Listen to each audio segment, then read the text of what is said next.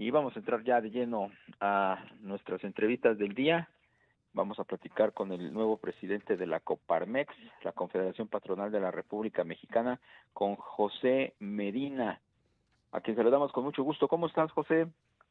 Muy bien, muy buenas tardes. Justo en saludarte, Darío, Rogelio, saludarlos a ustedes y un saludo para toda su audiencia. Gracias, igualmente, José. El lunes presentó, bueno, no fue el lunes, fue hace un par de días. Tatiana Cloutier, la nueva secretaria de Economía, presentó lo que consideró o calificó como un plan de reactivación económica, que bueno, pues no contó con el conocimiento del sector empresarial, a pesar de que el viernes pues fue invitada por este gremio, por ustedes mismos, fue su anfitriona, y bueno, creo que no tuvieron ustedes conocimiento de ese plan de reactivación. A 2 días de haberlo presentado, ¿cuál es tu punto de vista? ¿Ya tuvieron oportunidad de desglosarlo en la Coparmex? ¿Con qué impresión se quedan? Bueno, en primera instancia es nada más el esquema de cómo será ese plan de reactivación económica. En el sentido, nos parece que plantear estas 4 áreas es pertinente, es decir, una primera área hacia el mercado interno, el empleo y las empresas, un segundo eje que es el fomento de la inversión, uno tercero que es el comercio internacional y finalmente el cuarto, regionalización del país. Entonces, más que el plan de reactivación económica, es simplemente el esquema de por dónde va a ir, y nos parece pertinente estos 4 ejes estratégicos.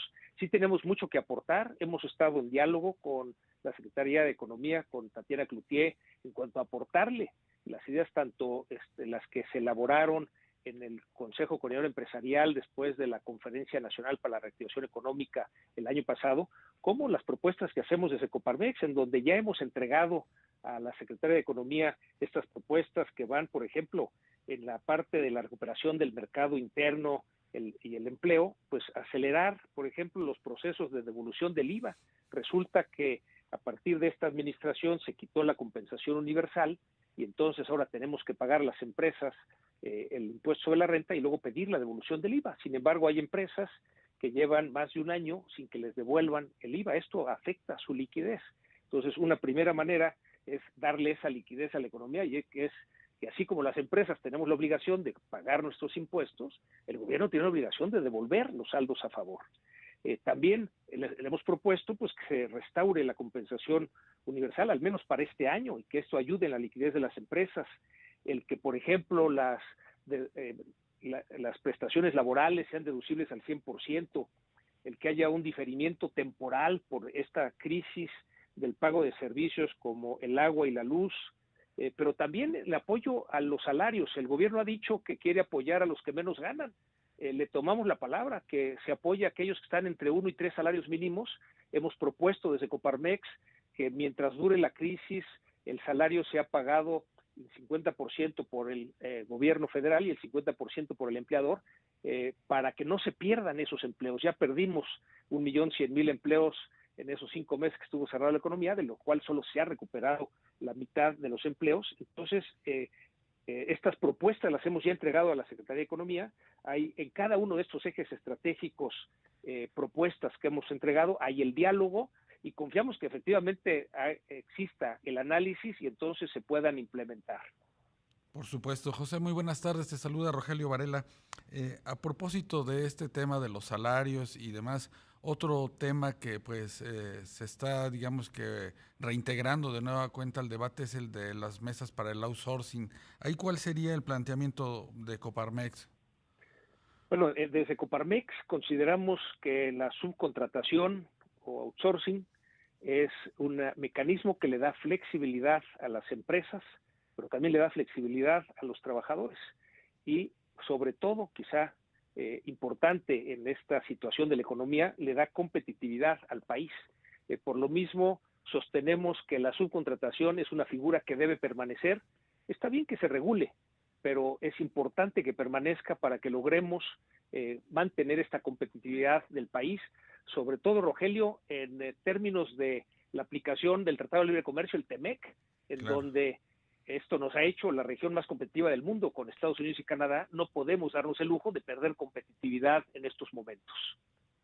Oye, José, me llamó mucho la atención el posicionamiento que hizo Tatiana Cloutier en ese sentido, abogando o allanándose a los compromisos del TEMEC, cuando defiende la permanencia tanto de la Comisión Federal de Competencia Económica como del Instituto Federal de Telecomunicaciones.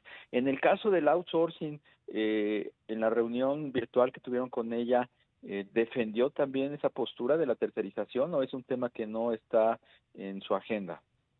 Digamos que es consciente de la necesidad de la figura, sin embargo es un tema que más bien llevamos el diálogo con la Secretaría del Trabajo, con la secretaria Luisa María Alcalde. Ha sido un diálogo intenso, abierto, muy frecuente desde finales del año pasado.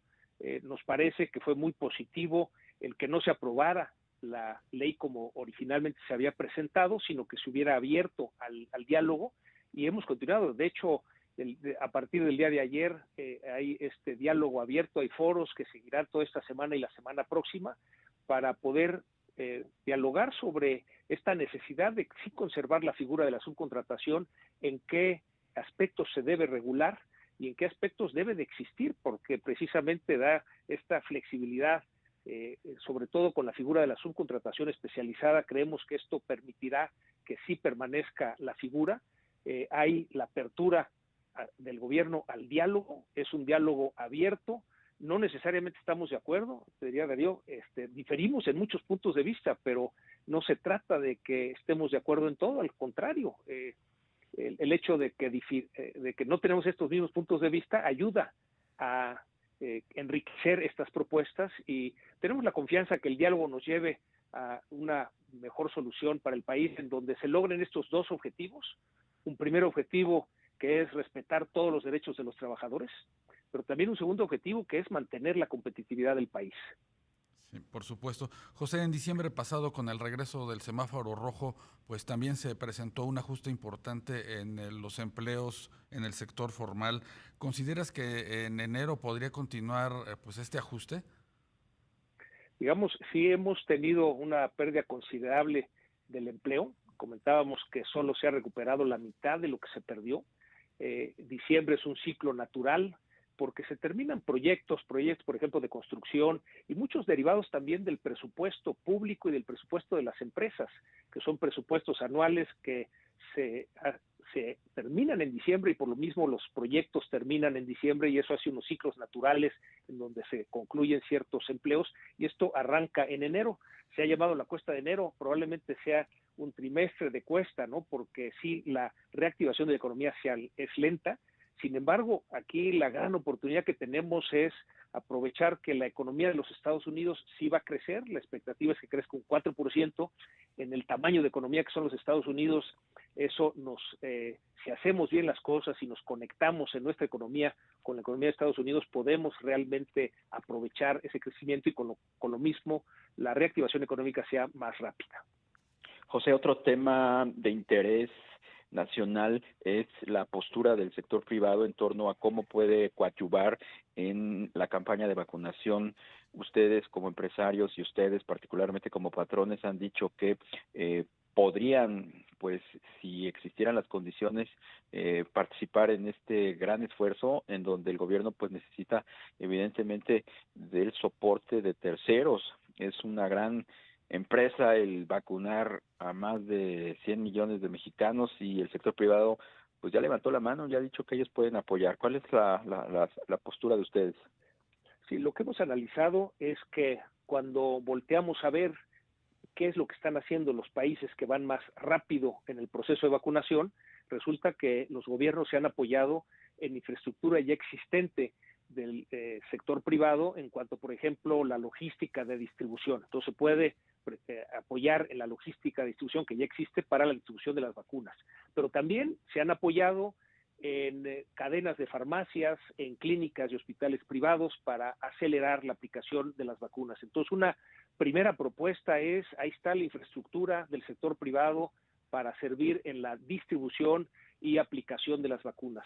Pero hay también una segunda propuesta que tiene que ver con que sí podemos las empresas hacernos cargo de la aplicación de las vacunas a nuestros colaboradores y a sus familiares, de tal manera que se logre acelerar el tiempo de vacunación, que es algo que en donde vamos contra reloj, porque el virus sigue su marcha, los contagios siguen abiertos y es importante, por un lado, la parte preventiva para evitar más contagios, pero al mismo tiempo el acelerar la aplicación de las vacunas. El sector privado estamos listos en el momento en que el gobierno lo quiera, el momento en que el gobierno lo decida, inclusive a poder comprar vacunas en el mercado, en el momento en que estas estén disponibles y que autorice el gobierno y los impuestos, los permisos de importación. El sector privado estamos más que dispuestos para ayudar al gobierno en esta tarea. Pues José Medina Mora, presidente de la Coparmex, Confederación Patronal de la República Mexicana, un gusto platicar contigo, gracias por estos minutos. Al contrario, gracias a ustedes, muchas gracias Darío, Rogelio, y hasta la próxima. Gracias, Hasta José. pronto.